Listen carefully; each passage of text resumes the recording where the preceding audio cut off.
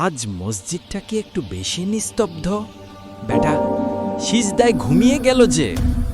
আস্তাগফিরুল্লাহ। হুজুর, আমি তো লং সিজদা করছিলাম। লং সিজদা ঠিক আছে, লং স্লিপ না।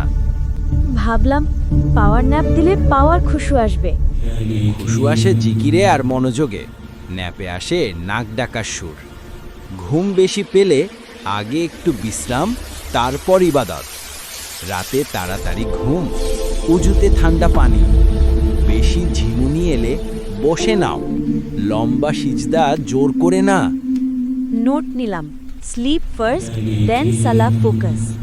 ফজরের জন্য 3টা অ্যালার্ম, 1 গ্লাস পানি আর একটা মিসওয়াক রাখবো। আর সবচেয়ে জরুরি, নিয়ত পাকা। ফোন নয়, মনটাই হোক ওয়েক আপ কল। সিজদা দুনিয়ার সবচেয়ে বিনয়ী মুহূর্ত। সেখানে দোয়া, মনোযোগ আর নরম কান্না মানায়, ঘুম না। বুঝেছি হুজুর। আজ থেকে সিজদা স্লিপ অফ,